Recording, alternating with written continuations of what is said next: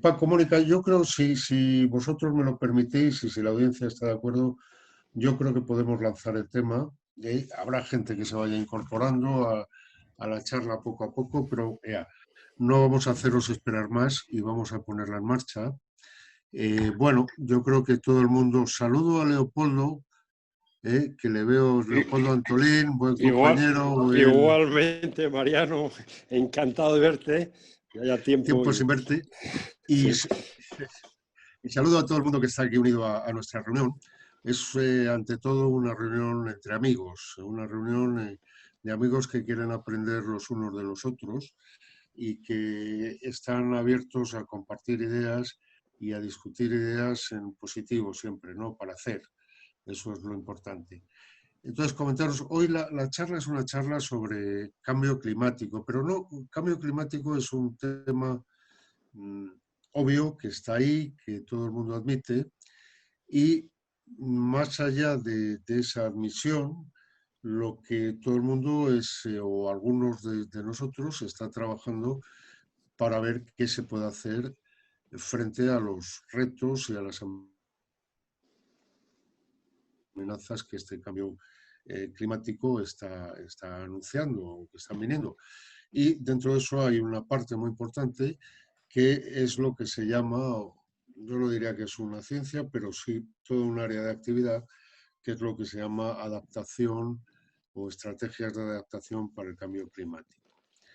Esto es importante en un contexto general y para nosotros desde Energías Sin Fronteras es importante en un contexto particular que es el contexto de la cooperación, porque al fin y al cabo estamos haciendo proyectos para comunidades que van a tener que, entre comillas, padecer o van a estar impactadas por las consecuencias de este cambio. Y hemos querido traer esta tarde, que es la última charla de este año 2020, hemos querido traer a dos especialistas en adaptación para el cambio climático. Francisco Heras y Mónica Sánchez. Los dos trabajan en la Oficina Española de Cambio Climático del Ministerio, a ver si me sale de corrido, Ministerio para la Transición Ecológica y el Reto Demográfico. Hola, salió. Dentro del Ministerio hay el MITECO, ¿no? El MITECO hay una oficina de cambio climático y tanto Paco como Mónica están encuadrados o están trabajando para algo que se llama Subdirección General de Estrategias para la Adaptación. La razón de traerlos aquí es, como os decía, es que nos puedan iluminar un poquito a la gente de Energías Sin Fronteras y a gente que no de Energías Sin Fronteras, pero que también están trabajando en la cooperación y están preocupados para este tema, y para que sepamos un poquito cómo tener en cuenta, cómo considerar este tema cuando estamos haciendo o tratando de implementar nuestros proyectos. Muy brevemente, Paco es biólogo ambiental por la Universidad Autónoma de Madrid. Mónica es licenciada en Ciencias Ambientales también por la Universidad Autónoma de Madrid. Tanto el uno como Mónica tienen una larga experiencia en cuestiones de cambio climático y de pensar en cómo adaptarse a él. Y además, en el caso de Mónica, tenemos una persona que tiene una larga experiencia en cooperación, tanto en el ámbito público, a través de la ECID o de FIAP, como en el ámbito privado. Los dos nos van a hablar de cambio climático, de adaptación al cambio climático. Hemos organizado hoy la charla de manera que Paco nos va a hablar un poco, no diría que de la teoría, pero sí de los grandes principios o de los grandes conceptos detrás de esta adaptación. Y a continuación le va a pasar la palabra a Mónica, que nos va a hablar de la adaptación al cambio climático más centrada o más ceñida a lo que es el contexto de la cooperación. Me callo, les doy paso a ellos, nos van a hacer dos presentaciones y mucha suerte. Gracias por estar aquí, que es muy importante. Gracias por haber accedido a compartir vuestro conocimiento con la gente de Energías Sin Fronteras. Y adelante, el micrófono es todo vuestro. Paco, tienes el suelo que dicen los ingleses. Muchas gracias, Mariano, y ante todo gracias por la invitación a compartir con vosotros y vosotras pues algunas reflexiones, algunas ideas, algunos datos en relación con el cambio climático que esperamos que os puedan ser útiles para, bueno, pues para el desarrollo de proyectos y para poderlos contextualizar mejor y afinar mejor en el contexto de un clima que está cambiando, que esto es bueno, algo. El clima, mientras permanece como un telón de fondo inmutable, pues parece que no afecta a casi nada. Quizá a aspectos que siempre tenemos relacionado el clima, pues como con la agricultura, con la producción de alimentos, pero en realidad cuando el clima empieza a moverse, cuando las condiciones concretas de esto que llamamos clima empiezan a cambiar, nos damos cuenta de que prácticamente afecta a todas las, no solo por supuesto a todos los sistemas naturales, sino a todos los elementos de la economía y de la cultura humanas, ¿no? Están todas relacionadas con el clima y esto es lo que de alguna manera cada día que trabajamos desde la oficina en estos temas de ver cómo podemos analizar mejor los impactos que el cambio climático genera y cómo intentar minimizarlos o evitarlos, pues acabamos comprobando más y más cómo realmente estos impactos llegan prácticamente a cualquier lugar y llegan prácticamente a cualquier actividad humana y vamos a intentar ver un poco. Voy a compartir con vosotros una pequeña presentación, pero necesito el que me autoricéis a compartir pantalla. El anfitrión me tiene que autorizar.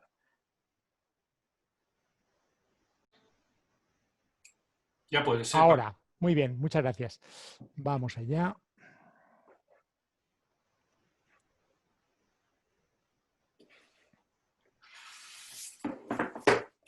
Ay, vaya, es aquí, me quiero ponerme. Muy bien. Bueno, no sé si veis ya mi presentación. Vale. Bueno, pues lo primero que me gustaría decir, bueno, el cambio climático, al final el clima es una abstracción humana, es un concepto muy, muy abstracto, porque en el fondo nadie ha visto un clima, ni cuando salimos de casa por la mañana lo que percibimos es el tiempo atmosférico. Puede hacer frío, puede hacer calor, puede estar lluvioso, puede estar seco, pero es el tiempo, ¿no? El clima al final es una generalización estadística del tiempo que va ocurriendo en un lugar determinado. Y entonces hablamos pues, de que el clima es seco, o es lluvioso, o es frío, pues porque al final lo que hacemos es sacar desde la ciencia pues, medias o digamos que descriptores de tipo estadístico que nos permiten bueno, pues, analizar cómo el tiempo se comporta de forma habitual en un espacio en determinado, ¿no? y a lo largo de un tiempo determinado. Sabemos que el clima está cambiando, el clima ha cambiado siempre a lo largo de la historia de nuestro planeta, pero el cambio que estamos ahora sufriendo pues tiene algunas peculiaridades importantes. Una de ellas es que el principal motor de este cambio es la actividad humana. El clima cambia muy lentamente pues debido a modificaciones, por ejemplo, en las órbitas de la Tierra respecto al Sol o de la inclinación del eje terrestre, bueno, pues una serie de elementos. Pero este cambio al que estamos asistiendo es un cambio muy rápido, extraordinariamente rápido, y que tiene que ver con algo muy concreto, y es que la atmósfera terrestre tiene una composición en la cual hay pequeñísimas cantidades de unos gases que tienen una peculiaridad muy particular, y es que son capaces de atrapar el calor. Entonces, mientras que son impermeables, perdón, al revés, son transparentes a la radiación solar incidente, esta radiación calienta el planeta y el planeta caliente bueno, emite calor. Y este es el calor precisamente que los gases que llamamos de efecto invernadero son capaces de bloquear y evitar bueno, pues que se pierdan, que se disipen en el espacio. Entonces, pequeños cambios en las concentraciones de gases de efecto invernadero tienen un efecto parecido al que tiene, en definitiva, un abrigo. Cuando uno se pone un abrigo, no es que el abrigo te esté dando calor, el abrigo lo que hace es evitar que tu calor corporal se pierda y, por tanto, notas calor. Bueno, pues los gases de efecto invernadero funcionan de forma muy similar. Entonces, sabemos que desde la revolución industrial, pues a raíz de la quema, digamos que muy intensa de combustibles fósiles, pues hemos incrementado las concentraciones atmosféricas de una serie de gases de efecto invernadero, el más conocido, el más importante, el dióxido de carbono o el CO2. Y este aumento en las concentraciones de gases de efecto invernadero, al final, pues lo que provoca es un incremento global de las temperaturas que modifica, al final, cambia los patrones atmosféricos, cambia las corrientes marinas, en fin, al final esto es lo que llamamos cambio climático y que se manifiesta en un montón de síntomas o de efectos que a su vez pues, afectan a la biosfera y afectan a la economía y al bienestar humano, ¿no? Frente a este fenómeno, pues tenemos dos grandes tipos de estrategias, que son, la verdad es que tienen unas denominaciones bastante poco amigables, que son la adaptación y la mitigación, ¿no? ¿Qué son la adaptación y la mitigación? Bueno, pues llamamos mitigación en la jerga, digamos, del cambio climático, pues a todas las estrategias orientadas a dejar de alimentar el proceso, es decir, a limitar o reducir las emisiones netas de gases de efecto invernadero a la atmósfera. Esto se puede hacer de muchas maneras,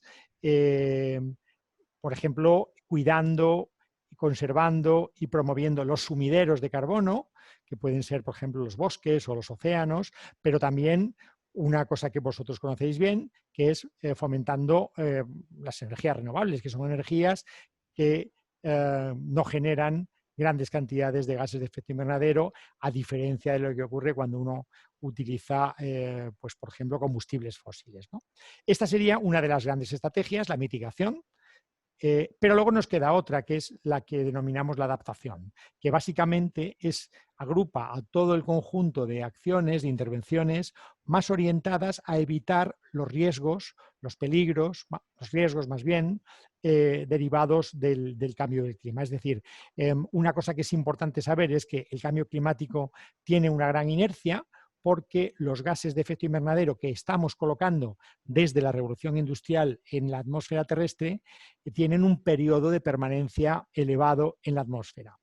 Un periodo que en el caso del dióxido de carbono puede estar en torno a un centenar de años. Por tanto, las emisiones que ya hemos realizado de gases de efecto invernadero en las últimas décadas van a tener un efecto de calentamiento sobre el planeta, incluso si ahora paráramos completamente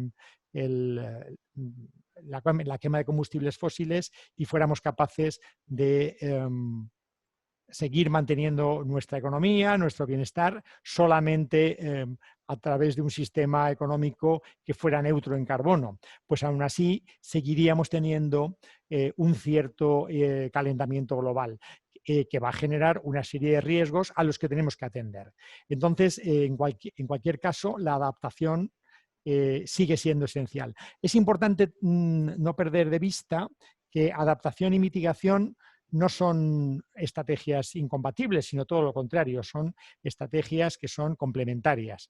Es necesario mitigar el cambio climático para intentar limitar el calentamiento global al máximo, y si no lo hiciéramos, si renunciáramos a mitigar, posiblemente la adaptación acabaría fallando, porque acabaríamos irremediablemente superando nuestra capacidad adaptativa.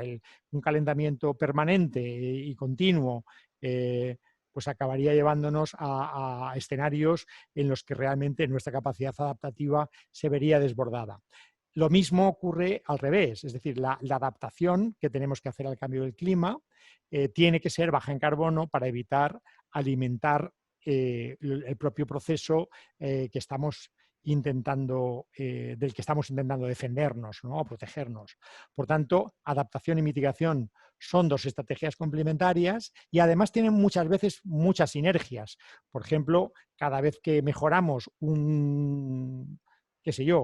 una masa forestal y la conservamos, estamos contribuyendo a la mitigación porque estamos protegiendo un almacén de carbono, que es un bosque, pero también a la adaptación porque estamos utilizando un sistema natural que sabemos que regula, por ejemplo, las lluvias o que protege de la erosión, que son bueno, pues problemas que podemos tener con el cambio climático, unas lluvias torrenciales o, por ejemplo, una pérdida de suelos por procesos erosivos. Por tanto, como bien indica este esquema, frente al cambio climático tenemos estas dos estrategias, grandes familias de estrategias, por decirlo así, que son la adaptación y la mitigación. Aunque luego nos centremos más en temas de cooperación, decir que vivimos en una parte del mundo especialmente vulnerable, especialmente delicada en relación con el cambio climático. Esto es un mapa hecho hace algunos años sobre cuál sería el impacto potencial agregado del cambio climático en la Unión Europea.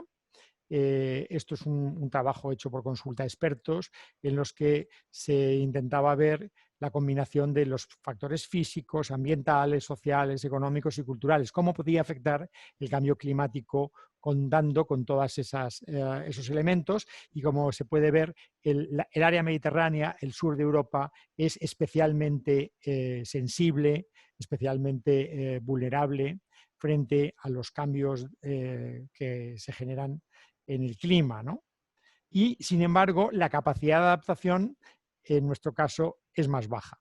Tenemos menos capacidades económicas, menos capacidades en nuestras infraestructuras, son menos resilientes, menos capacidad tecnológica, menos capacidad en materia de conocimiento y sensibilización o de gobernanza, que hace que precisamente las zonas de la Unión Europea, en este caso es un ejercicio que se hizo a nivel de Unión Europea, más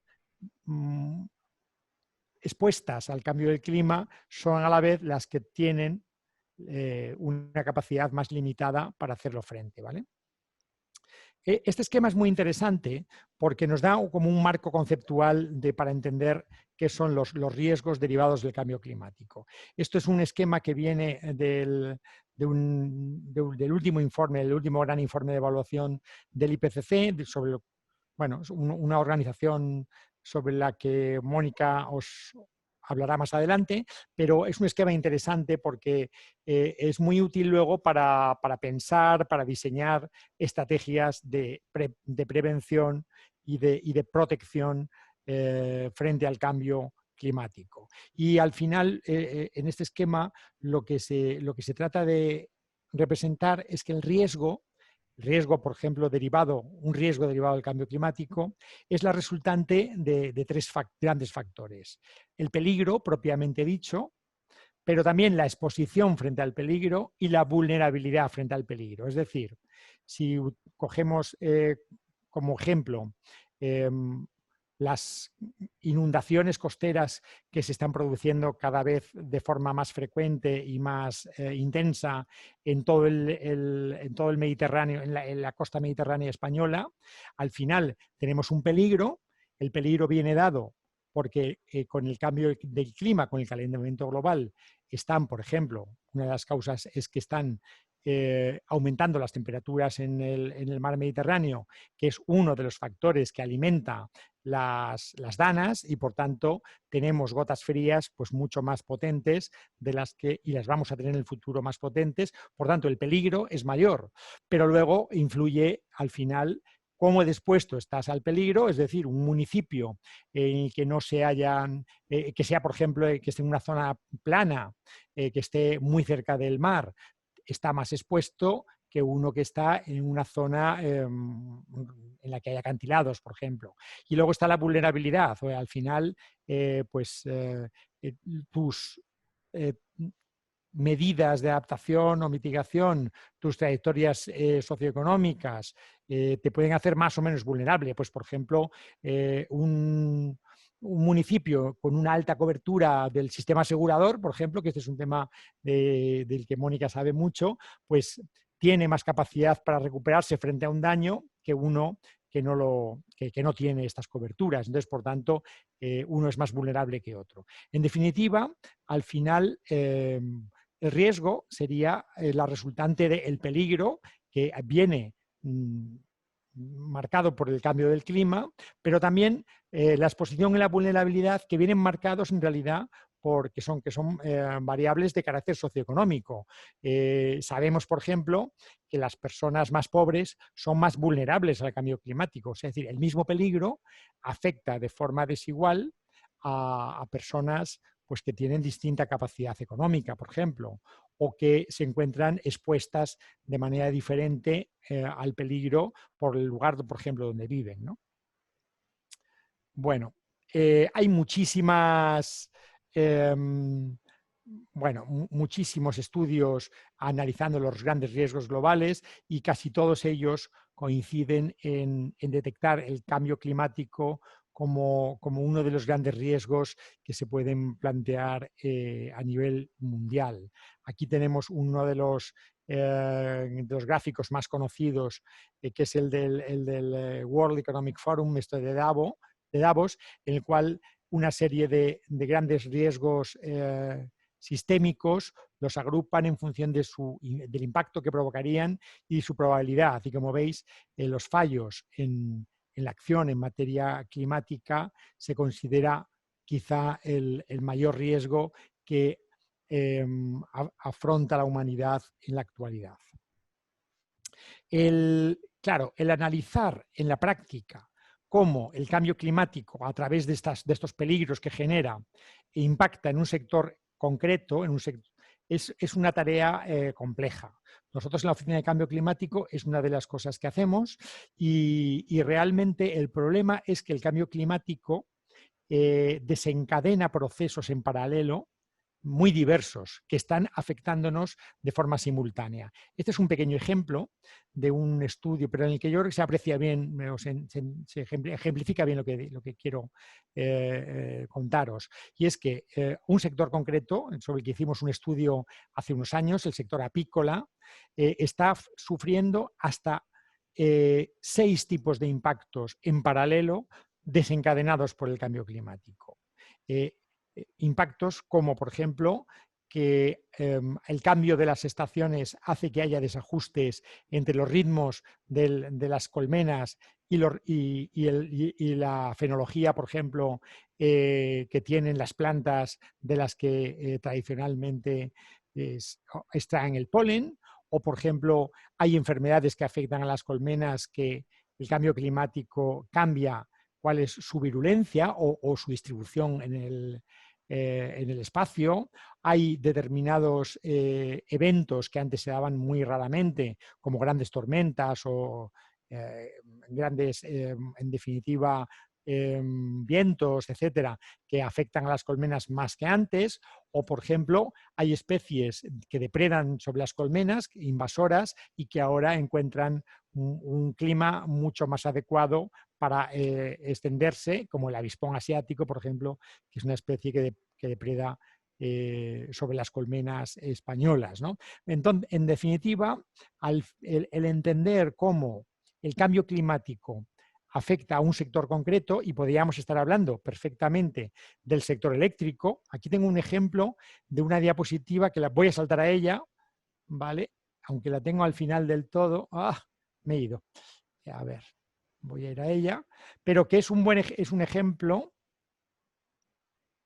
de cómo, lo siento porque la tengo en inglés por una presentación que hemos hecho hace poco, de cómo, por ejemplo, por irnos a temas que os resultarán más familiares seguro, cómo, por ejemplo, el cambio climático impacta en el sistema energético español. Entonces, aquí tenemos que hay por lo menos 4 grandes tipos de elementos a considerar. Por un lado, en la producción primaria de energía.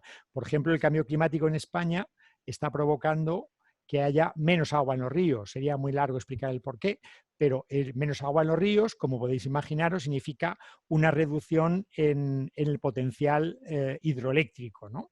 Pero a la vez también significa menor productividad en los cultivos que se utilizan para producir biomasa. Por tanto, tienes otra fuente energética renovable que va a perder capacidad de producción debido al cambio del clima. Y luego, por supuesto, tenemos el problema del daño directo que los eventos extremos pueden causar sobre las infraestructuras clave de producción de energía. Tenemos también efectos sobre la generación, tenemos efectos sobre el transporte, el almacenamiento y la distribución de energía. Tenemos efectos sobre la demanda, porque, por ejemplo, los picos a los que tienen que hacer frente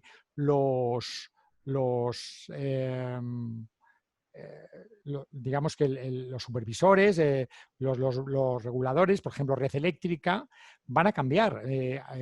Ahora, por ejemplo, el calentamiento provoca que la gente consuma más energía de aparatos de aire acondicionado y, por ejemplo, un pico de energía lo puedes tener en un día de verano, en mitad de una ola de calor, en una época, por ejemplo, en la que la producción hidroeléctrica es baja. Es decir, al final, esto es como... yo creo que el sistema es muy parecido al que os he explicado con el caso de la apicultura. Son un montón de elementos que hay que tener en cuenta, que tienen una cierta vulnerabilidad y de impactos diversos, algunos relacionados con el calor, otros relacionados con el cambio en el ciclo hidrológico, otros relacionados con los eventos extremos que también se amplifican y se intensifican con el cambio climático, etcétera. Por tanto, aquí hay un gran trabajo que hacer, que tiene su complejidad, ¿vale? El intentar entender cómo el cambio climático va a afectar y está afectando ya a un sector concreto con el que uno trabaja.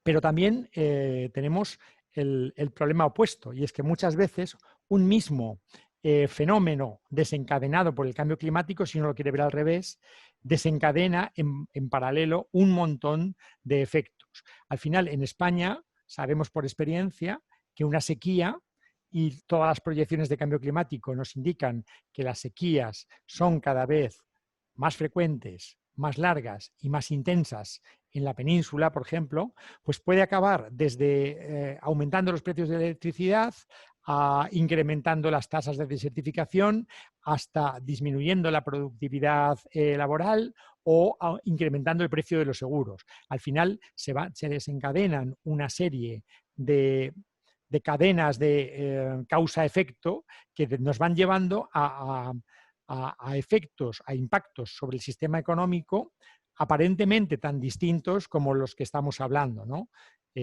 A través pues, de cadenas bueno, pues que en este gráfico intentamos exponer algunas de ellas. Pero en definitiva deciros con esto que bueno, el reconocimiento de los impactos y los riesgos derivados del cambio climático sobre un sector concreto o sobre una comunidad concreta o el reconocimiento del impacto de un determinado efecto derivado del cambio climático sobre el conjunto de la economía de una ciudad, de una comunidad, pues es un tema que tiene muchas dimensiones y que conviene analizar con un cierto detalle, porque uno acaba encontrando muchas más efectos a considerar de lo que pensaba. A mí, por acabar o por dar una segunda parte de mi pequeña exposición con, digamos, con un cierto optimismo sobre nuestras posibilidades para hacer bien las cosas y obtener resultados positivos, me gustaría traeros un ejemplo que no tiene nada que ver con los temas energéticos, o tiene poco que ver, pero que es uno de los casos que yo creo de éxito que tenemos en España y en otros países también del mundo, y por eso de adaptación, ¿no? De la idea de anticiparse, de reaccionar y de tratar de evitar los riesgos y de conseguir efectivamente resultados positivos. Y es el ejemplo que os quería poner, tiene que ver con la salud y el cambio climático. Y en concreto, cómo se están tratando en España los problemas para la salud derivados de las altas temperaturas. Bueno, ya sabemos que la salud está afectada de muchas maneras debido al cambio del clima. Hay efectos directos, pues a través de las olas de calor, de las inundaciones, de eventos extremos como los huracanes, etcétera, pero también importante, hay efectos indirectos. Por ejemplo, cambia la distribución de las enfermedades o aumentan las enfermedades alérgicas, por ejemplo, aumentan los pólenes. Y luego a través de sistemas, de impactos en los sistemas sociales, por ejemplo, en la seguridad alimentaria, en la capacidad laboral, etcétera. Pero me gustaría centrarme para que vierais un poco cómo funcionan los procesos de adaptación. Me gustaría centrarme en el tema de las temperaturas. Este tema era muy poco conocido, no tanto desde la perspectiva académica, sí que se conocía, pero era poco valorado o poco considerado en la perspectiva de la gestión pública, hasta la famosa ola de calor que asoló Europa en 2003 y que provocó un exceso de mortalidad que ahora, ya afinando los cálculos, se considera que afectó a unas 70.000 personas. Es decir, 70.000 personas aproximadamente más murieron en esa ola de calor de agosto del 2003 de lo que correspondería, digamos, en una situación normal. De hecho, una cosa que es curiosa es que estos sistemas que tenemos ahora y que nos permiten ver el exceso de mortalidad que se está produciendo por la pandemia de COVID en España, estos sistemas de cálculo precisamente existen porque se pusieron en pie para entender la mortalidad por calor, porque el calor no mata por golpes de calor habitualmente, sino que se comprobó el efecto tan grande que tenía precisamente con estos estudios de exceso de mortalidad, porque al final afecta a enfermedades respiratorias, afecta a enfermedades cardiovasculares, etcétera, etcétera, y al final el resultado final es que tienes los días que dura una ola de calor, se dispara la mortalidad. El sistema es más o menos, empíricamente funciona así. Si tú colocas, son datos reales sobre mortalidad media en Madrid en función de la temperatura. Entonces, aquí está la temperatura y aquí el número de personas que fallecen, ¿no? Entonces, podéis ver que cuando la temperatura aumenta, lo habitual es que la mortalidad disminuya. Nos gusta el calorcito en general. Pero hay un momento, hay un punto de inflexión que veis por aquí, en el cual de repente este proceso se invierte y empieza a subir de forma muy rápida. Estos serían umbrales que disparan la mortalidad por calor, en este caso en Madrid.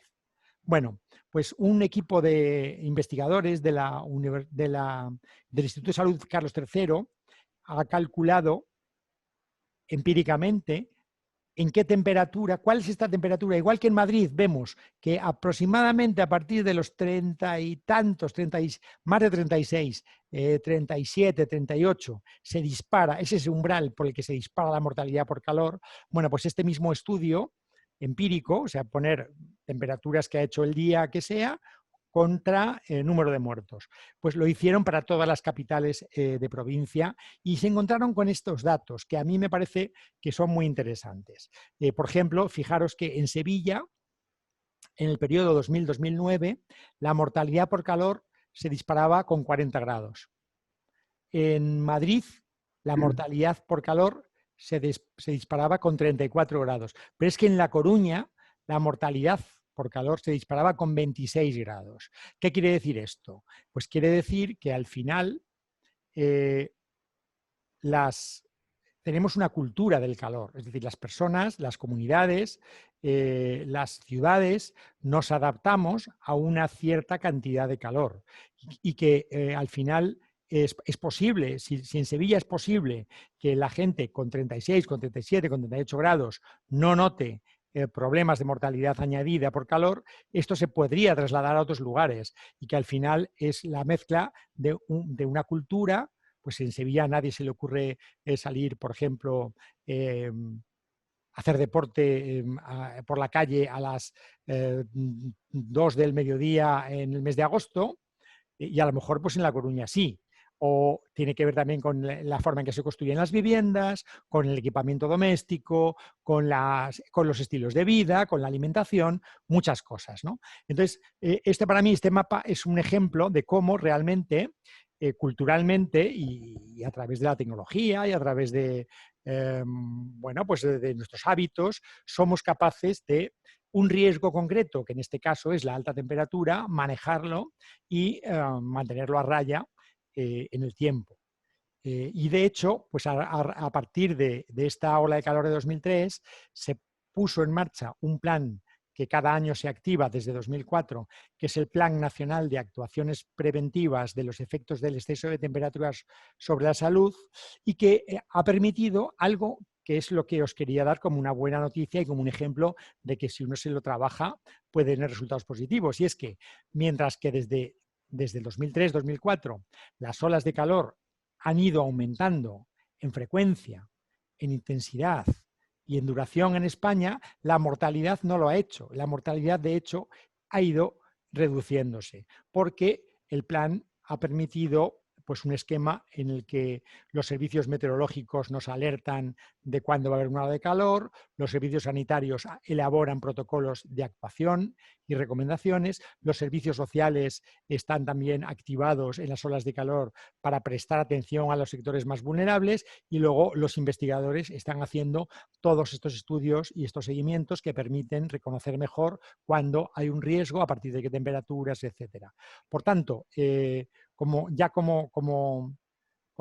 colofón y para no robar mucho tiempo a mi compañera Mónica, pues decir que conociendo bien los riesgos, analizándolos bien, viendo qué es lo que nos hace vulnerables frente a ellos y qué posibilidades tenemos para reaccionar, para evitar la exposición, para evitar la vulnerabilidad, bueno, pues podemos mantener a raya determinados riesgos. Es decir, el cambio climático no es un impacto inevitable, sino que podemos, de alguna manera, protegernos, anticipándonos con medidas preventivas que nos pueden hacer posible pues, que los riesgos potenciales no se conviertan en impactos reales, o que se conviertan en impactos reales en mucha menor medida. Y esto es, por ejemplo, lo que está ocurriendo de momento, con el exceso de temperatura que cada vez abarca más meses al año y cada vez es más frecuente, pero que sin embargo no mata a tanta gente como mataba en la década de los 90, por ejemplo, ¿no? Y esto tiene que ver, por supuesto, con muchas cosas, pero entre otras con que se ha generado una cultura del calor y se ha generado una cultura de la prevención que al final nos protege. Yo, de momento, si os parece, lo dejo aquí y le paso el testigo a Mónica.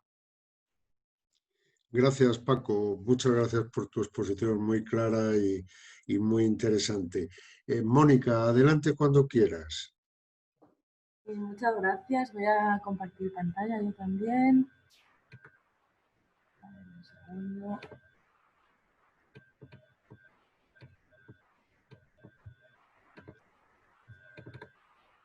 Ahí tendríais que estarlo viendo. Vale. Ahora se ve a pantalla completa, sí. Gracias. Vale, pues voy a retomar la exposición que ha hecho Paco. Voy a ir sacándome algunas diapositivas porque vamos un poquito mal de tiempo. Pero sí que quería hacer primero una revisión de en qué situación estamos ahora mismo.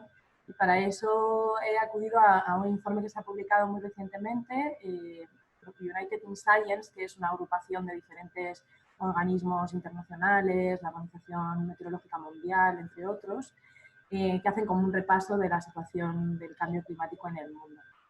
Y bueno, pues he aprovechado para usar esta gráfica en la que plantean que el periodo 2016 a 2020 va a ser probablemente el periodo de 5 años más cálido desde que hay registros. Nos indican que a pesar de los confinamientos que se han producido por la pandemia que hemos estado viviendo este año, que han supuesto una reducción de emisiones, esta reducción no va a suponer una reducción de las concentraciones de gases de efecto invernadero en la atmósfera, ya que, como ahora veremos, necesitamos reducciones muy drásticas y muy permanentes en el tiempo. Entonces, en realidad no va a tener efectos sobre el cambio climático.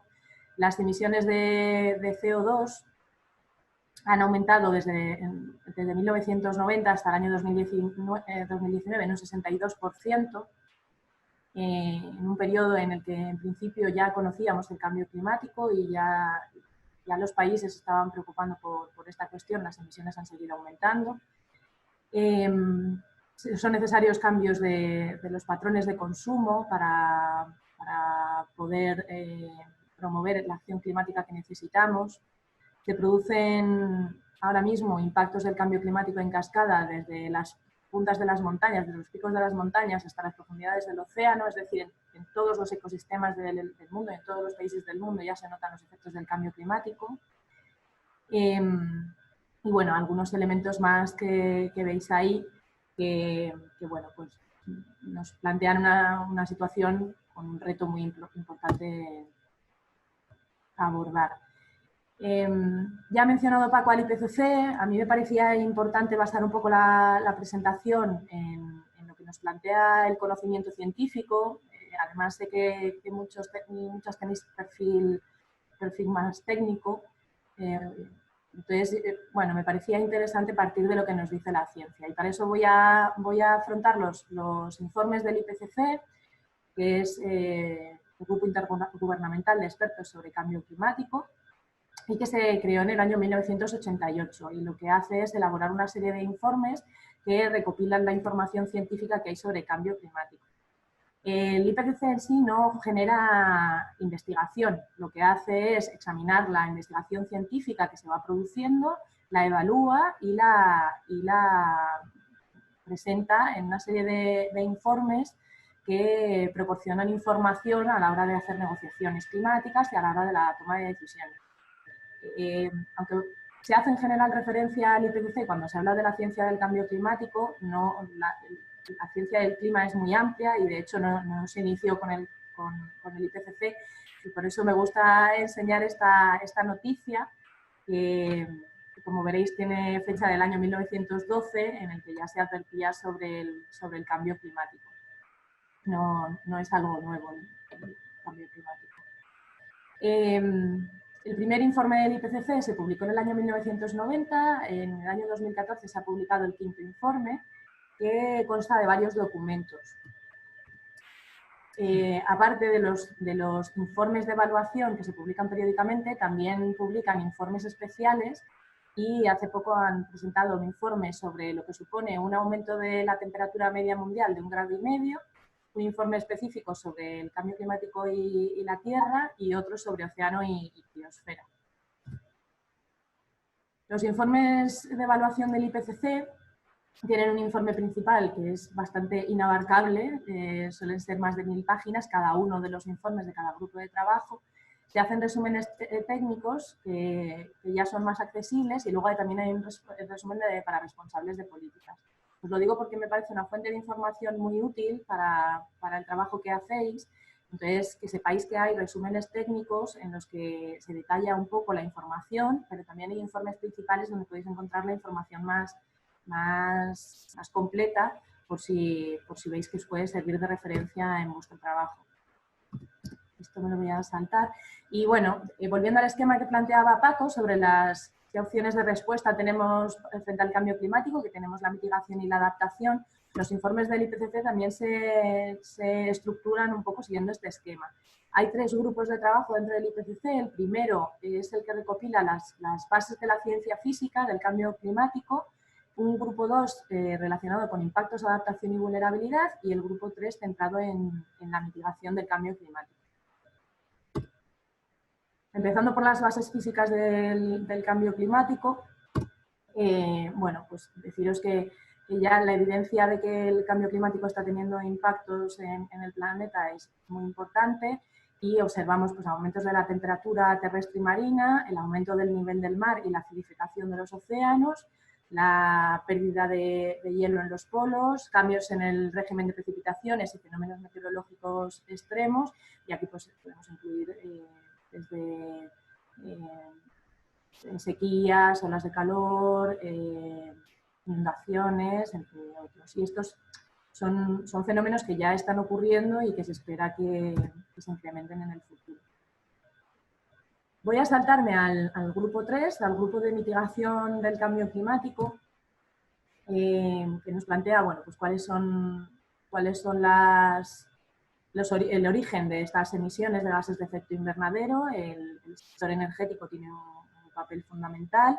Vemos que también la industria, el transporte, los edificios y luego el sector que se denomina FOLU, que es el sector que incluye a la agricultura, los bosques y otros usos del suelo.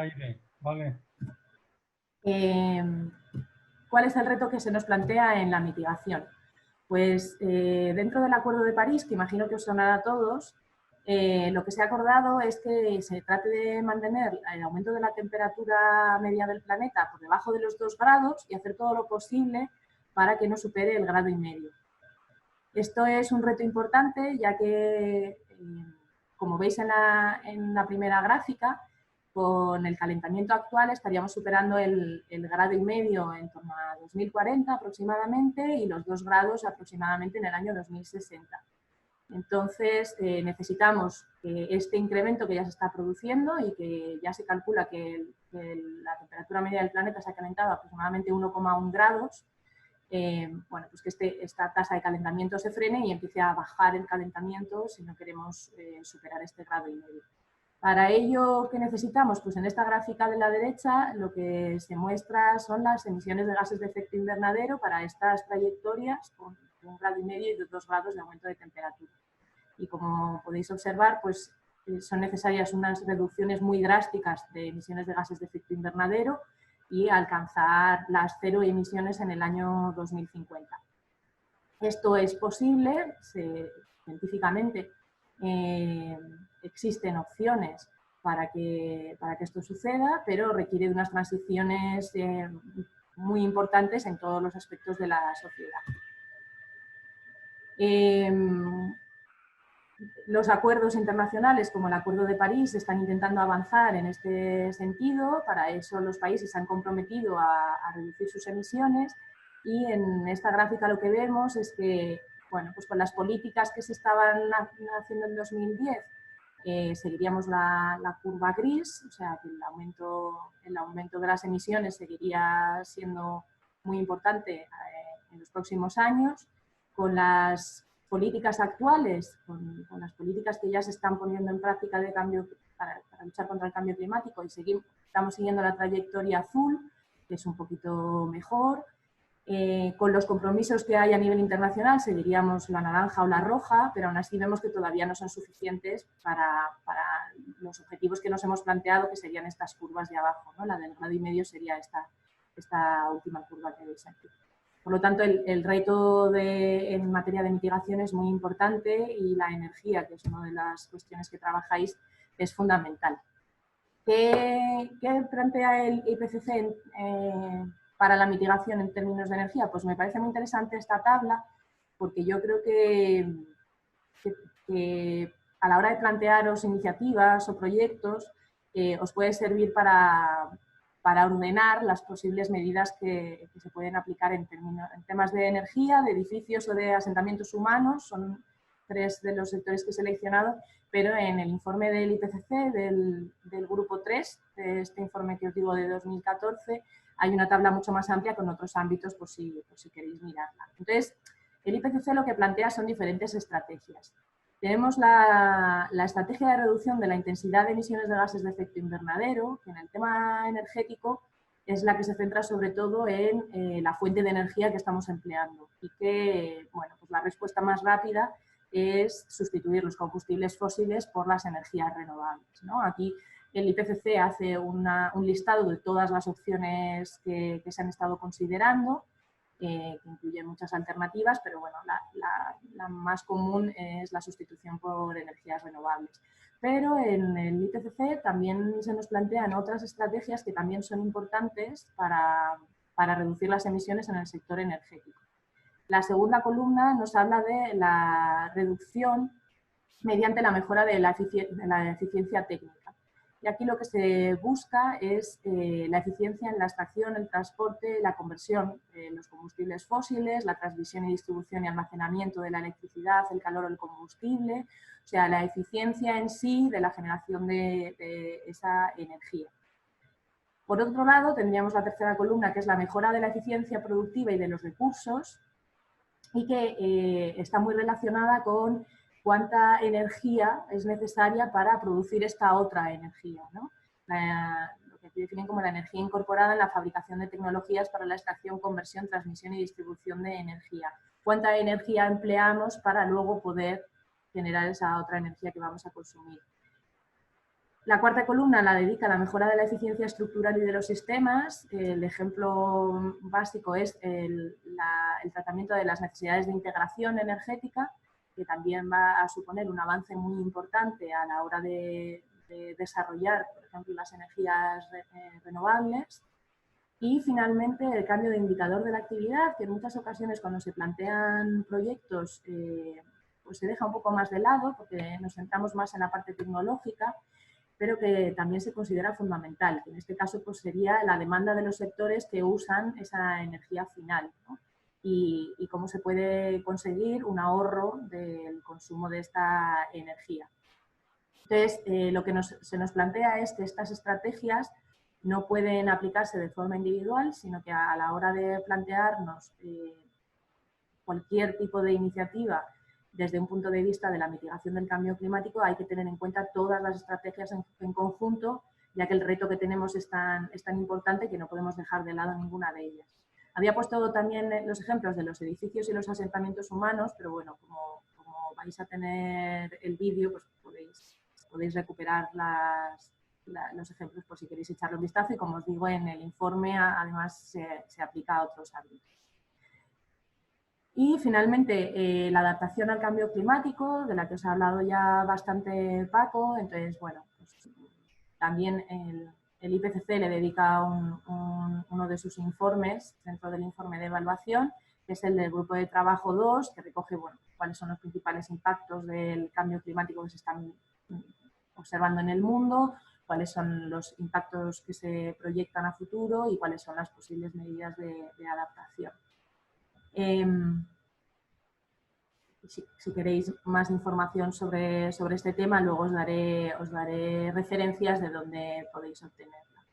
Entonces, más allá de la información científica, cómo se está planteando la adaptación al cambio climático en los países en desarrollo a nivel internacional. Pues la Convención Marco de Naciones Unidas sobre Cambio Climático, que es la convención en la que se encuadra el Acuerdo de París, del que os hablaba antes, y que es una gran convención de Naciones Unidas en la que todos los países intentan afrontar el cambio climático, tanto la mitigación como la adaptación. Pues bajo esta convención se han apoyado en dos estrategias básicas para la adaptación. Por un lado, se inició un proceso hace ya varios años para el desarrollo de programas nacionales de acción para la adaptación, lo que se conoce como las NAPAs, que estaban enfocados para los países menos adelantados y que serían una estrategia de abajo arriba. Lo que se le propuso a los países es que identificaran sus necesidades básicas de adaptación, necesidades urgentes, a partir de las necesidades que detectaba la propia sociedad.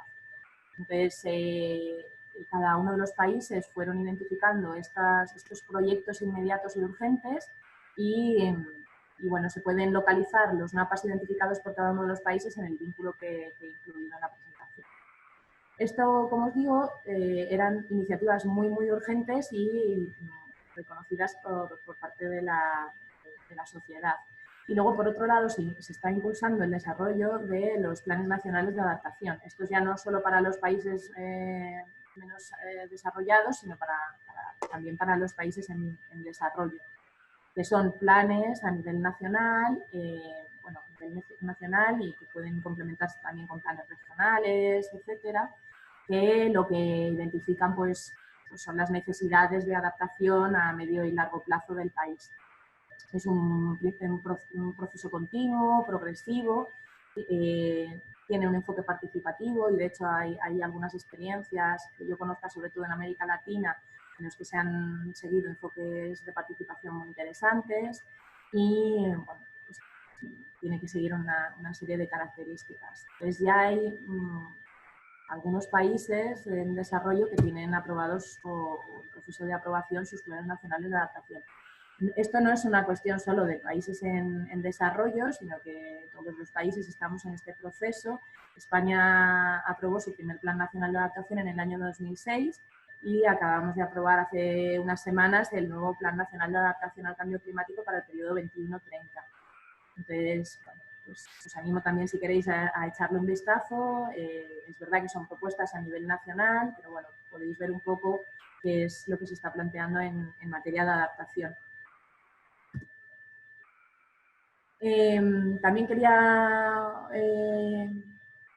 proporcionaros algunas fuentes de información que me parecen clave, y en el tema de los planes nacionales de adaptación os recomiendo que visitéis esta página, que es una plataforma que ha creado la Convención Marco de Naciones Unidas de Cambio Climático, NAP Central, en la que se recopila información sobre los planes nacionales de adaptación sobre todo de los países en desarrollo.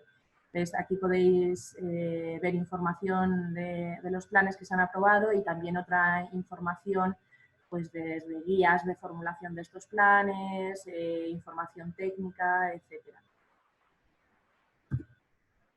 Y otra plataforma interesante también en el marco de la convención es el Adaptation Knowledge Portal, en el que se recoge información de adaptación también con un enfoque muy para los países en desarrollo.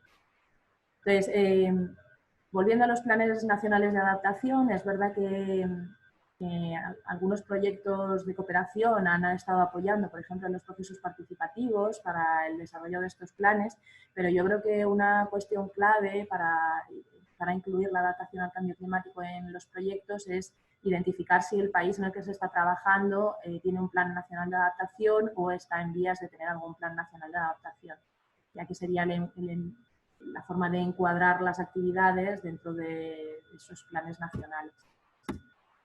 Otra cuestión importante relacionada con el Acuerdo de París, y esto ya es tanto para adaptación como para mitigación, es que los países se han comprometido a elaborar unos documentos que llamamos los NDCs, los NDCs, que son las contribuciones determinadas a nivel nacional. Estos son documentos elaborados por cada uno de los países en el que se establece cuáles son los esfuerzos que se van a hacer tanto en mitigación como en adaptación.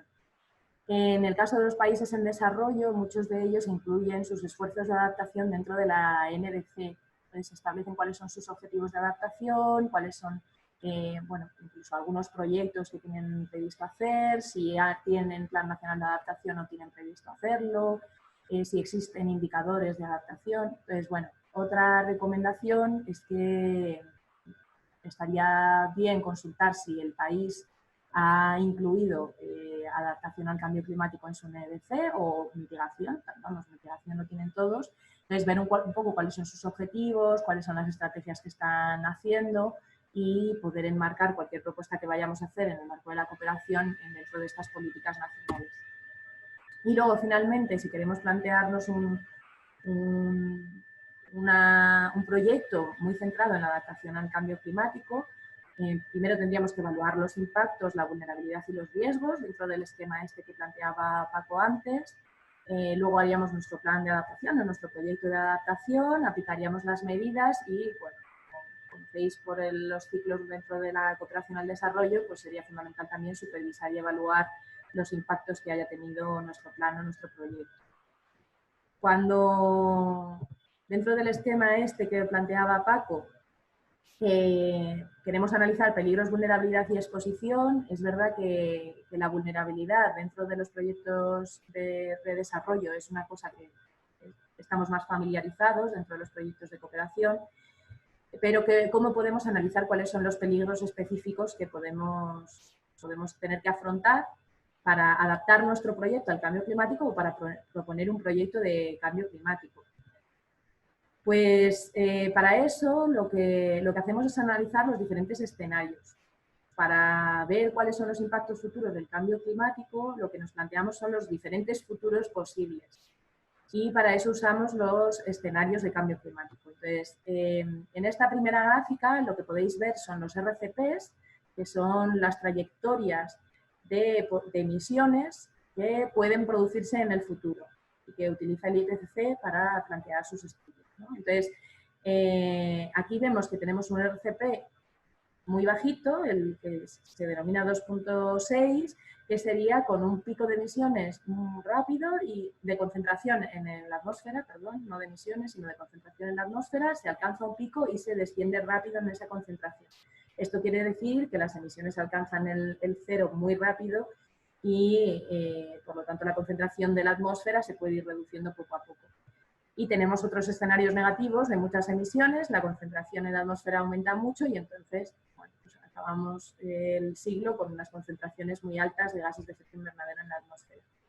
Dentro de estos escenarios, de cuál puede ser la concentración de estos gases en la atmósfera, podemos traducirlos a temperatura. Pues en un escenario de bajas emisiones y baja concentración, pues estaríamos en torno al 1,5 grados que hablábamos antes de aumento de la temperatura. En un escenario en que las emisiones fueran muy altas, pues podríamos alcanzar incluso los 4 o 5 grados o superarlos, ¿no?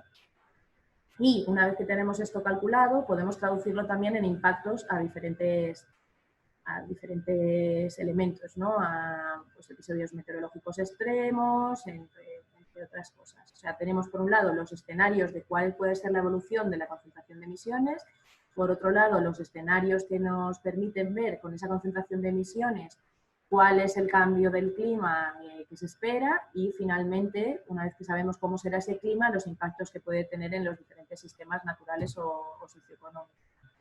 Para ver cuáles son las posibilidades de climas futuros, lo que se usa son los visores de escenarios de cambio climático. En este caso, este es el escenario español en el que, bueno, podemos elegir si queremos un escenario de altas emisiones o un escenario de emisiones un poco más bajas. Tenemos diferentes conjuntos de datos, diferentes variables. En este caso está seleccionada la temperatura máxima en un escenario de altas emisiones y aquí vemos cuál podría ser en un futuro medio, pues para dentro de aproximadamente 30 años, cuál podría ser la temperatura máxima esperable. Y esto se puede calcular pues, a corto plazo, a medio plazo o a largo plazo. Estas herramientas son muy útiles porque una vez que sepamos más o menos cuál es la vida del proyecto que vamos a realizar, podemos calcular cuál es el clima esperable dentro de este ciclo de vida del proyecto y podemos ajustar el proyecto a estas nuevas características que se esperan para ese futuro, ¿no? En el caso de Centroamérica también tiene un visor de escenarios de cambio climático muy similar al que os he mostrado y que de hecho ha participado la cooperación española en su desarrollo y nos permite consultar en América Central cuáles van a ser estas proyecciones de cambio climático en el futuro. Y en aquellos lugares donde no haya visores específicos, el propio IPCC difundió con su último informe un atlas de proyecciones climáticas regionales que, bueno, a una escala un poco menos útil para proyectos muy locales, pero también nos muestra cuál es la evolución en los diferentes países del mundo del clima en un futuro próximo y lejano, ¿no? Pues también aquí podéis consultar cuáles son las proyecciones en el lugar en el que estáis pensando intervenir.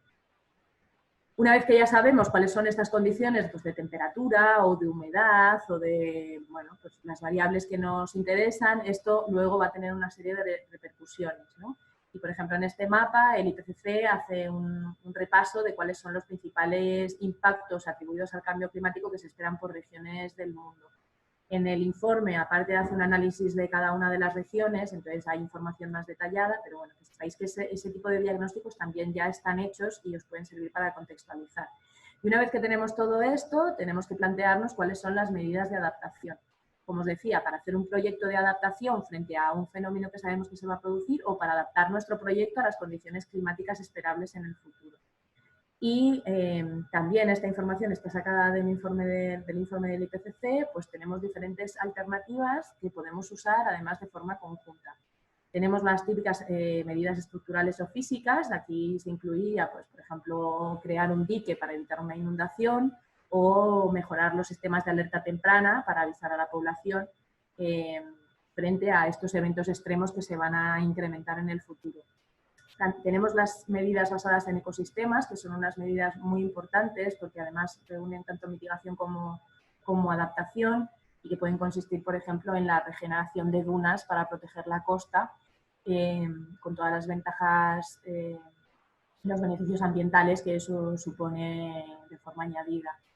Pero más allá de las estructurales y físicas, también tenemos medidas sociales, como puede ser la educación, la información o medidas relacionadas con el comportamiento de las personas, como las que mencionaba Paco antes para la adaptación a las altas temperaturas, y medidas institucionales que pueden pasar por cambios en normativas y regulaciones, el establecimiento de políticas específicas, medidas económicas como pueden ser los seguros o determinados impuestos que nos pueden permitir ir adaptándonos a estas nuevas condiciones climáticas. Para finalizar, daros algunos recursos, algunas fuentes de información para poder ampliar un poco más, si queréis, estas cuestiones que os hemos planteado. Por un lado está la plataforma Adapteca, que es la plataforma de adaptación al cambio climático en España, que es verdad que está muy orientada a la adaptación en España, pero también tiene recursos internacionales que os pueden resultar de utilidad, y aquí podéis también echar un vistazo al visor de escenarios de cambio climático si tenéis curiosidad. También hemos publicado desde el Ministerio unas guías resumidas de este quinto informe de evaluación que he ido repasando durante mi presentación, que las tenéis disponibles en los vínculos que he puesto en la presentación, por si queréis echar un vistazo a un documento muy divulgativo y muy fácil de consultar antes de entrar en el mundo de los informes del IPCC. Otra página interesante es la plataforma Climate Adapt de la Unión Europea, que también recoge mucha información sobre adaptación a nivel europeo e internacional, y con como la base teórica para todo esto y también casos prácticos que, aunque sobre todo están enfocados al contexto europeo, pero que yo creo que también pueden servir para imaginar propuestas también en el ámbito de la cooperación.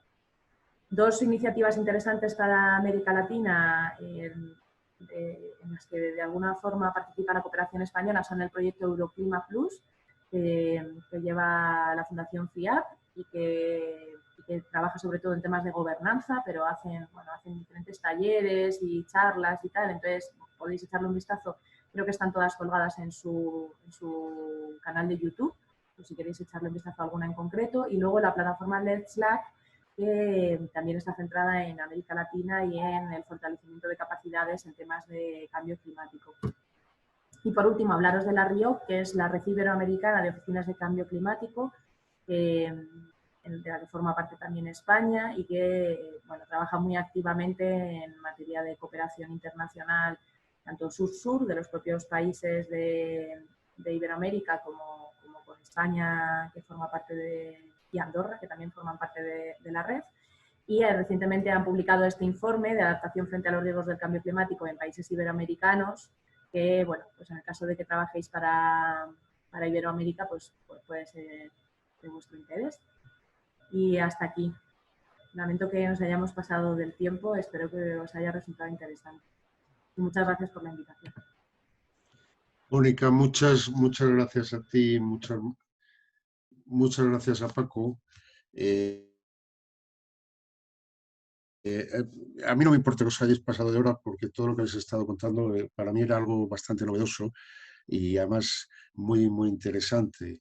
Yo creo que habéis dado una panorámica muy buena de lo que se está haciendo, de lo que hay que hacer y de cuál es el conocimiento que se está generando ahora mismo en relación tanto con el cambio climático como las necesidades y las estrategias de adaptación a este cambio. Yo quiero pasar la palabra a la audiencia, como es habitual en estas tertulias. Estoy seguro de que va a haber preguntas y bastantes preguntas, y entonces lo que animo a los asistentes es que me manden un mensaje por el chat para poder organizar un poco y ordenar las preguntas a los invitados que tenemos hoy.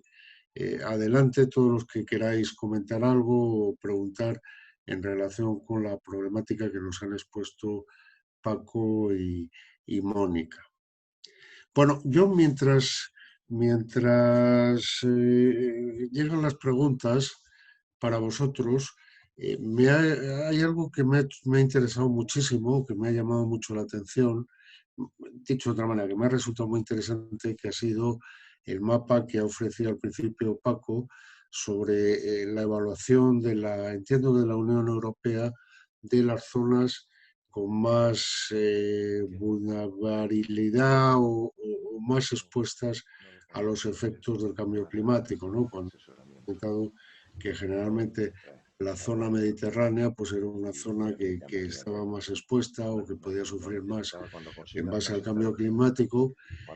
Mi pregunta es, bueno, nosotros como ONG no trabajamos en Europa, pues trabajamos en España, pero no trabajamos en general en Europa. ¿Cuál es la problemática en las zonas, en otras partes del mundo, en concreto en lo que pueda ser Iberoamérica y en el África subsahariana? Si nos podéis decir algo, porque estas son básicamente Energías Sin Fronteras, trabaja en Perú, trabaja en Nicaragua, trabaja en Bolivia, en Centroamérica, en África estamos trabajando en Benín, estamos trabajando en Togo, se está trabajando también en el África Central, en la zona de Malawi. ¿Cuál es la vulnerabilidad o el grado en que el cambio climático se prevé que pueda afectar a estas zonas? Pues sí, el IPCC las identifica como las zonas prioritarias en cuanto a efectos del cambio climático. Por un lado, porque el peligro del cambio climático en estas regiones se considera que es muy elevado. Son regiones que están expuestas en muchos casos a huracanes, a grandes sequías, y todo este tipo de fenómenos se espera que aumenten tanto en duración como en frecuencia. Entonces, por el lado, dentro del gráfico este que os hemos mostrado, por el lado del peligro, es uno de los puntos clave a nivel mundial, sobre todo la zona tropical, es una zona que está muy amenazada por estos peligros. Pero por otro lado es que además son zonas muy, muy vulnerables en todos los sentidos de la vulnerabilidad. Tenemos en general situaciones socioeconómicas malas, en las que la gente tiene poca capacidad, pocos recursos para poder hacer frente a estas situaciones. Lo que hablaba antes Paco, por ejemplo, de los seguros. Este concepto de propiedades aseguradas está muy extendido en Occidente o en el norte global, pero en estos países es otro mundo, ¿no? Entonces, tenemos estas vulnerabilidades socioeconómicas, tenemos normalmente viviendas o infraviviendas en muchos casos, bueno, gente incluso con niveles educativos bajos que les pueden impedir en un momento dado entender qué procesos se están produciendo. O, bueno, o sea, por ahí tenemos unos niveles de vulnerabilidad muy altos, pero es que además la exposición en general también suele ser muy alta, porque en muchos casos estamos hablando de asentamientos humanos en zonas de inundación, inundables, estamos hablando de poblaciones que viven en zonas desérticas o semidesérticas. Entonces, las tres componentes del riesgo en estos países hacen que el riesgo sea muy, muy alto. Yo añadiría, por ejemplo, que tienen, claro, unos sistemas, por ejemplo, de alerta temprana Claro. pues, mucho menos desarrollados que los nuestros. Nosotros, por ejemplo, en las últimas grandes inundaciones que ha habido en España, han sido intensísimas y el número, por ejemplo, de víctimas ha sido relativamente bajo debido a que en España contamos con un muy buen sistema de alerta temprana que es meteoalerta, en el que están AEMET por un lado y Protección Civil por otro. Entonces, este tipo de elementos también contribuyen a hacerte más o menos vulnerable. Son muchas cosas, ¿no? Como dice Mónica, algunas tienen más que ver con tu sensibilidad al impacto, pero también, por ejemplo, la preparación que te da un sistema de alerta temprana es importantísimo. Por ejemplo, ante una inundación, ¿no? En España, pues contamos con unos sistemas que permiten prever las inundaciones con una cierta anticipación, que permiten avisar a la población, organizar evacuaciones, hay sistemas de evacuaciones preparados, hay un sistema de protección civil que se encarga de bueno, pues todos los aspectos prácticos. En fin, son un montón de elementos que tienen ya que ver con la gobernanza, que también, claro, aquí están más establecidos y más desarrollados que en países que tienen menos recursos. Sí, de hecho, hace poco me hablaban de un proyecto que ha hecho una empresa que se llama iClay, que no sé si conocéis, que trabaja en algunas cuestiones de desarrollo. Han hecho un proyecto en Mozambique y han trabajado con las comunidades de Mozambique para ver cuáles eran los factores que consideraban más importantes para la adaptación al cambio climático. Han visto cuál es un poco la vulnerabilidad de estas poblaciones mozambiqueñas y se ha visto que una de las claves es el acceso a la información. El acceso, pues, por ejemplo, en temas de agricultura, el tener acceso a cuáles son las previsiones meteorológicas, a cuáles son las previsiones estacionales para si la siguiente estación va a ser más húmeda o menos húmeda. Esa información que en muchos casos nosotros damos por supuesta en España, ¿no? Porque tenemos aquí pues, nuestros servicios meteorológicos, AEMET elabora una serie de informes explicando cuáles van a ser las previsiones para la siguiente estación y tal. Ese acceso a la información en muchos casos en esos países es mucho más difícil y en algunos casos sí que la información se genera, lo que pasa es que no llega a la población final. Entonces, sí, coincido con Paco en que este tipo de herramientas que a veces no son muy difíciles de implementar pueden suponer un avance enorme en este tipo de contexto. Gracias, Mónica. Tengo una pregunta que me pasa Maris Labrié, que no sé si está todavía con nosotros porque me decía que tenía que abandonar la charla, pero que yo la leo. Ella me dice que aunque no esté, revisará la grabación y que tomará nota de lo que la comentéis, que es, os leo textualmente, ¿cuáles serían las recomendaciones vuestras sobre la adaptación al cambio climático en proyectos a pequeña escala como los proyectos que realiza Energías Sin Fronteras? Es decir, ¿qué debería hacer Energías Sin Fronteras para hacerlo bien?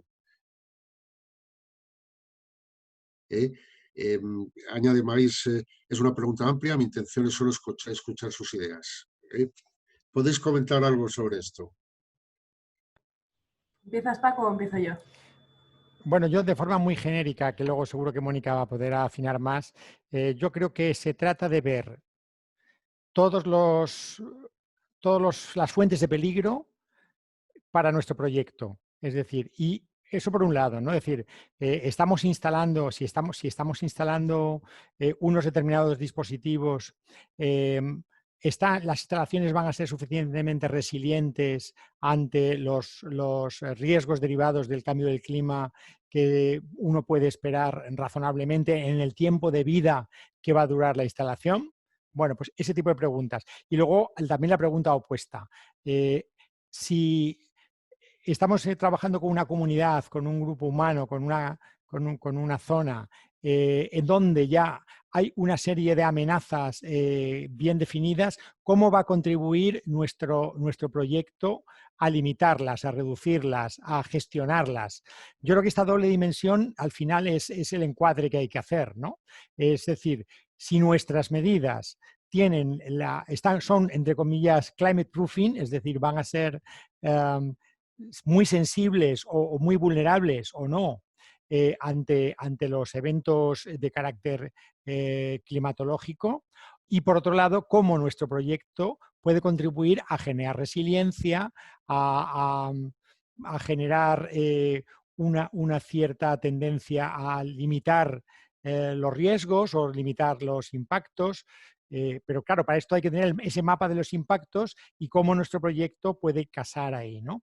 Al final, las comunidades más resilientes pues, son aquellas que tienen una cierta capacidad de diversificación, una cierta capacidad de anticipación a los peligros y a los impactos. Bueno, estos serían como la teoría general, ¿no?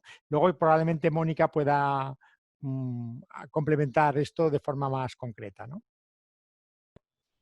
Sí, vamos, estoy completamente de acuerdo.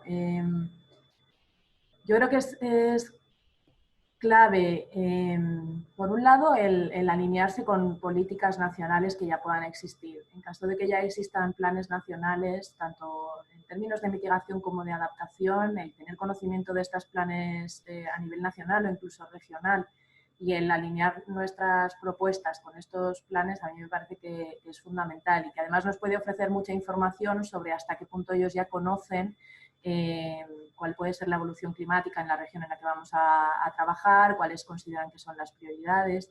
Luego otra cuestión que me parece importante, que complementa lo que decía Paco, es que en muchos casos las propias comunidades ya están observando tendencias que hay que tratar con mucho cuidado, porque es verdad que el clima no es el tiempo, y una cosa es que hayan tenido un año muy lluvioso, y de eso no se puede extraer que los años siguientes vayan a ser muy lluviosos, puede ser una excepción y que el resto de los años sean diferentes, pero es verdad que en muchas ocasiones las poblaciones más o menos ya están identificando tendencias dentro de sus climas. Entonces yo creo que allá donde no haya una información macro, también podemos basarnos mucho en la información que nos estén proporcionando las comunidades. Y, por ejemplo, en el tema del acceso al agua, si estamos trabajando en una zona donde se espera que cada vez haya una mayor escasez de agua, es interesante que oigamos a la población de dónde se saca el agua cuando el agua es escasa,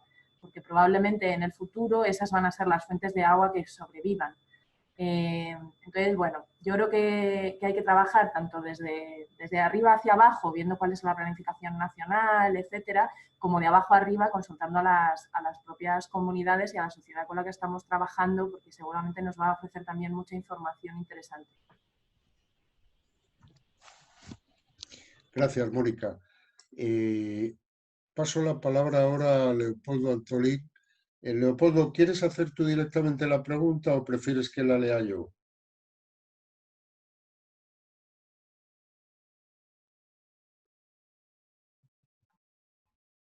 Leopoldo está despistado ahora o no encuentra el micrófono. Os leo la pregunta que hace.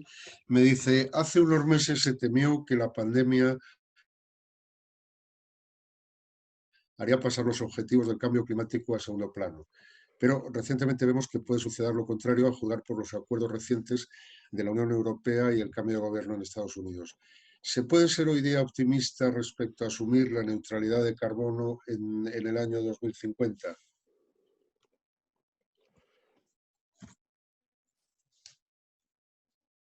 Paco, Mónica, tenéis la palabra. Sí, yo lo que diría es que ser optimista o pesimista, bueno, es un estado de ánimo. Lo importante es ser activo. Entonces, a mí casi que me da lo mismo que uno sea activo en intentar avanzar hacia la neutralidad climática desde el optimismo o que lo sea desde el pesimismo, ¿no? Esto es, hay un pensador, un escritor en temas ambientales, ecológicos, que a mí me gusta mucho cómo se expresa, que es Jorge Rietzmann, y que habla de la dignidad desconsolada, ¿no? Él es más bien pesimista, como podéis intuir por este concepto, pero desde ese pesimismo desconsolado, pues por dignidad cree que hay que seguir peleando, que hay que seguirlo intentando. Por tanto, para mí, ahora ya estamos en un momento en el que lo que cuenta es el lenguaje de los hechos. Al final, a la física atmosférica le da lo mismo que seamos optimistas o que seamos pesimistas. Lo que le importa es cada tonelada de CO2 que dejamos de emitir, es lo que va a contar realmente. Entonces, y cada acto que hagamos para reducir nuestra exposición, por ejemplo, a los peligros o para aumentar nuestra capacidad adaptativa. Entonces, yo creo que en esto hay que centrarse, porque además cada pequeño esfuerzo cuenta. Es decir, al final no estamos ante una desgracia inevitable, sino que estamos ante un proceso que se puede frenar en mayor o menor medida, con mayor o menor rapidez, pero que en cualquier caso, en el peor de los casos, ganamos tiempo, que es muy importante, ¿no? Entonces, bueno, pues yo lo que haría sería más no sé, un canto a la acción responsable desde lo que cada uno sienta. O sea, algunos somos quizá un poco de forma irracional optimistas, ¿no? Como a mí me acusan a veces de serlo. Otros, en cambio, ven las cosas más negras, pero lo importante es que todos nos encontremos en las acciones transformadoras que son las que ahora necesitamos. Gracias, Paco. Yo animo a la audiencia que haga más preguntas. Yo tengo una, mientras alguien se anima, y si no, hacemos esta pregunta y ya os dejamos tranquilos, ¿no? Que lleváis un buen rato con nosotros. Hay un par de cosas que he anotado aquí de lo que habéis comentado los dos respecto a cómo actuar en pequeñas comunidades o a la escala de los proyectos de energía sin fronteras que me han impactado, ¿no? Que me han llamado la atención.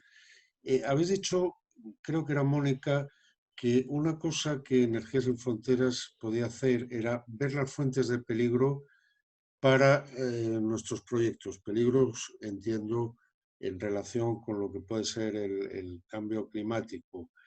Y, consecuentemente, hacer o intentar que las instalaciones sean resilientes ante esos peligros, ante esas amenazas del cambio climático, y basarse en la información proporcionada por las comunidades. He anotado así, disculpadme si a lo mejor no he cogido exactamente el concepto. Mi pregunta va en el sentido de, no sé hasta qué punto cuando nosotros operamos con las comunidades tipo de Energías sin Fronteras, son en general comunidades muy vulnerables, comunidades con niveles de información y de formación bajos. No sé hasta qué punto esas comunidades son conscientes del peligro al que se pueden enfrentar debido al cambio climático. Y mi pregunta es si eso abre un hueco para que Energías sin Fronteras, a la vez que tiene en cuenta todas estas consideraciones y hace sus proyectos, pueda ser también un agente que cree conciencia en las comunidades para que éstas a su vez puedan comenzar a prepararse. No sé si mediante recogida de información, no sé si mediante medidas institucionales o medidas comunitarias para prevenirse. Lo que decía Mónica antes, si pueden ser capaces de ver la forma en que pueden conseguir un seguro, asegurar propiedades o bienes, otro tipo de cuestiones, si se producen estos impactos negativos del cambio climático. ¿Cómo veis vosotros eso de que las ONGs que estamos trabajando en esas comunidades podamos ayudar también a la comunidad a que tome conciencia de la amenaza que tiene por delante? Claro, a mí me parece que va en paralelo, ¿no? Como decía antes, al final las respuestas de adaptación, pero yo creo que también sirven para la mitigación, no son solo tecnológicas, sino que tienen que complementarse con otra cantidad de medidas que están relacionadas tanto con el comportamiento de los propios ciudadanos como con medidas educativas, de información, pues eso, de acceso a la información por parte de la población. O sea que yo creo que ahí hay un mundo enorme complementario a lo que pueda ser un proyecto más ingenieril, por llamarlo de alguna forma, que me parece que puede tener también un potencial enorme. Yo, a lo que me refería con el tema de consultar a las comunidades es que cuando hablamos de cambio climático estamos hablando de un fenómeno que va a extremar los cambios en el clima, pero que se suma a una variabilidad natural del clima y que bueno, pues en España en primavera hace más calor que en invierno, ¿no? O en verano hace calor y en invierno hace frío. Y ahí hay una variabilidad en el propio clima que nos permite conocer cómo tenemos que reaccionar cuando hace frío y cuando hace calor. El cambio climático lo que va a exacerbar es muchos de los fenómenos que estas comunidades ya están viviendo. En la mayoría de las comunidades en las que estaréis instalando, por ejemplo, agua, pasan años de sequía y pasan años más húmedos. Si las proyecciones es que los años de sequía van a ser más frecuentes, ahí sí puede haber un intercambio de conocimiento sobre qué pasa cuando hay un año de sequía importante aquí, cuáles son las fuentes de agua en ese año de sequía. Y eso puede servir como base de conocimiento para, si en los próximos años la sequía va a ser cada vez peor, saber cuáles pueden ser esas fuentes de agua que van a permanecer a pesar de que el clima vaya evolucionando hacia mayores sequías. Entonces, probablemente esas comunidades quizá no conozcan en profundidad la teoría del cambio climático, pero en muchos casos sí que conocen bien las características de la comunidad en la que han vivido toda su vida. Y sí que haya ese conocimiento que se puede aprovechar bueno, pues para ir dándoles a conocer cuáles son las amenazas que supone el cambio climático, pero también recibir ese conocimiento que ellos tienen de su propio entorno natural que conocen por experiencia propia. Gracias, Mónica. No sé si, Paco, tú quieres añadir algo más. Bueno, quizá matizar que una cosa que es interesante es que el conocimiento o digamos, el proyectar hacia el futuro el cambio del clima también nos ayuda a dimensionar mejor las acciones que estamos acometiendo. Es decir, no es lo mismo la infraestructura o los planes de economización que nos hacen falta para aguantar una sequía de 6 meses que una sequía de 2 años, por ejemplo. Entonces, si sabemos positivamente que la frecuencia o la duración de las sequías se está incrementando, probablemente ese conocimiento lo podamos proyectar hacia la dimensión del proyecto que estamos preparando, y a lo mejor resulta que no hay que preparar un sistema que nos abastezca justo del agua que necesitamos, sino que tiene que tener un margen, ya sea por la cantidad de agua generada o no, o sea, por la capacidad que tiene la comunidad para reducir el consumo en un momento dado, ¿no? Pero en cualquier caso, el saber cuál va a ser el evento al que tenemos que enfrentarnos sí nos permite dimensionar mejor los proyectos de contingencia, por llamarlo así, ¿no? Eso, por ejemplo, en proyectos energéticos. Se me ocurre que pueden verse amenazados por las tormentas de arena. Pues puede ser interesante ver si las condiciones propicias para las tormentas de arena en nuestra región se van a incrementar mucho como consecuencia del cambio climático. Tendremos que tomar medidas para que nuestro sistema energético no se vea afectado por esas tormentas de arena que van a ser cada vez más frecuentes, ¿no? Se me ocurre.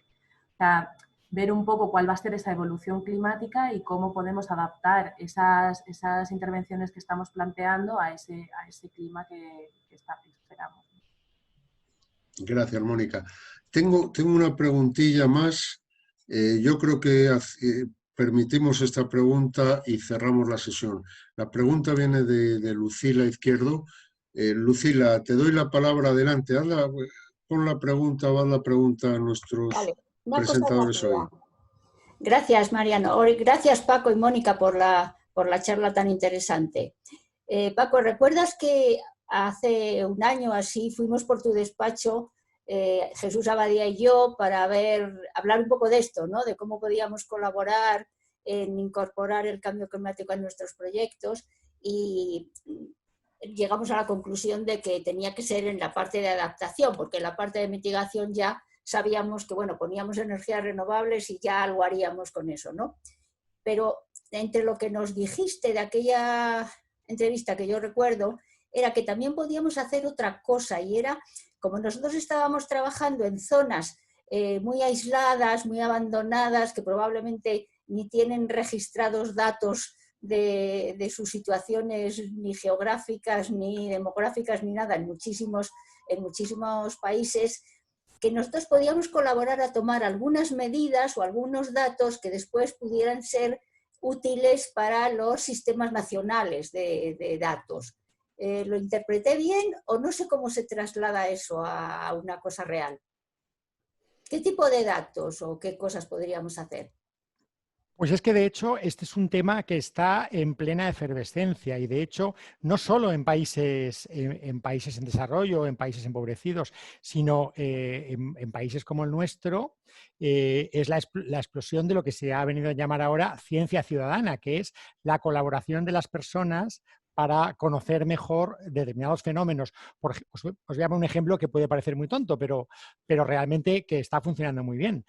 Hay una red, por ejemplo, de personas, que son miles de personas en todo el país, que están comprometidas con un sistema de seguimiento de los mosquitos que provocan determinadas enfermedades infecciosas y que se están expandiendo en España por cambio climático o en relación con el cambio climático, como por ejemplo puede ser el mosquito tigre, que está detrás, pues, de la transmisión del chikungunya, del Zika o de otras enfermedades tropicales, ¿no? Y entonces, en este caso, claro, es un dispositivo, entre comillas, de país con recursos, que a través de una app que tienen los móviles, uno puede hacerle una foto al mosquito que un grupo de investigadores recoge y acaba haciendo una cartografía que permite ver en qué zonas ya tenemos el riesgo de tener, por ejemplo, una enfermedad transmisible por este tipo de vectores, como puede ser el Zika, ¿no? Y al final,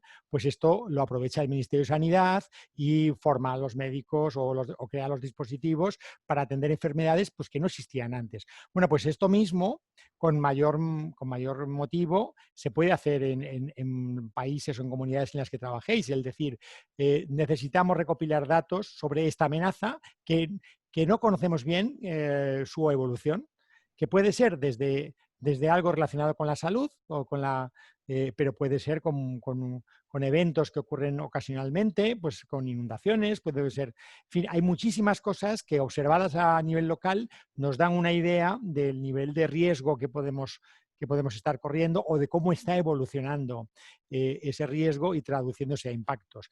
Entonces, en España, por ejemplo, se ha creado hace poco toda una red de organizaciones que están promoviendo la ciencia ciudadana y que además están justo ahora con una pequeña ayuda del MITECO a través de la Fundación Biodiversidad, preparando una guía para, por ejemplo,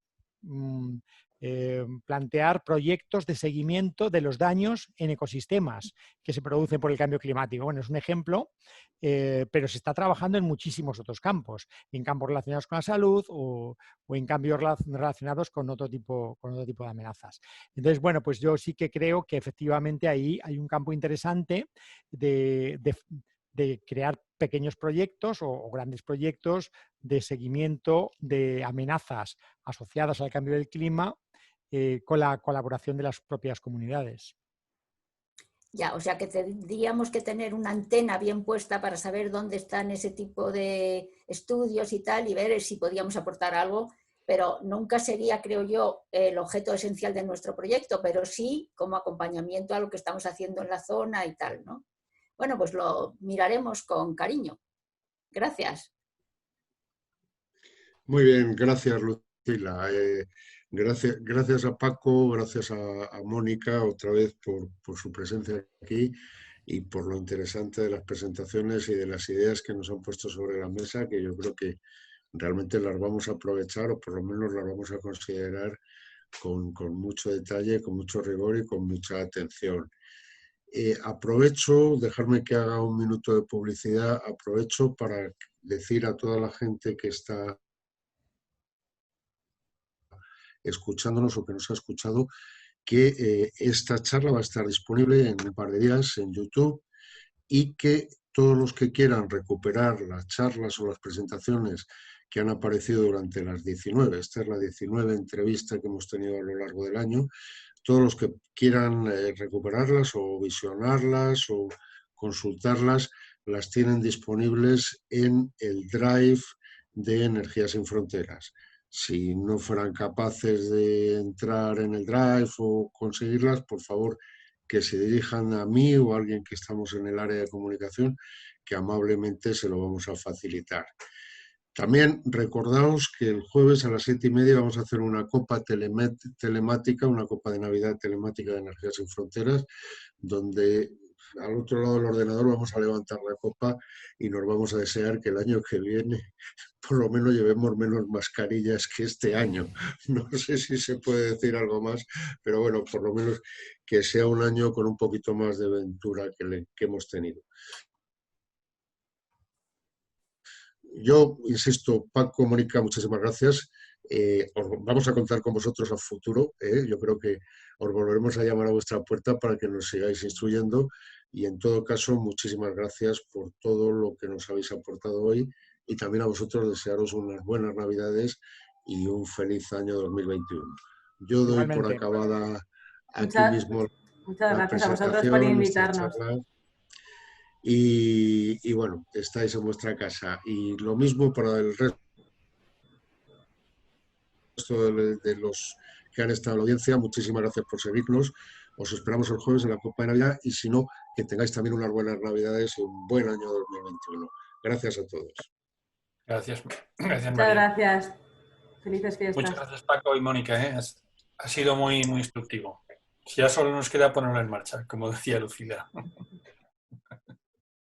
Muy bien. Muy bien. Bueno, muchísimas gracias y buenas Navidades. Hasta luego a todos.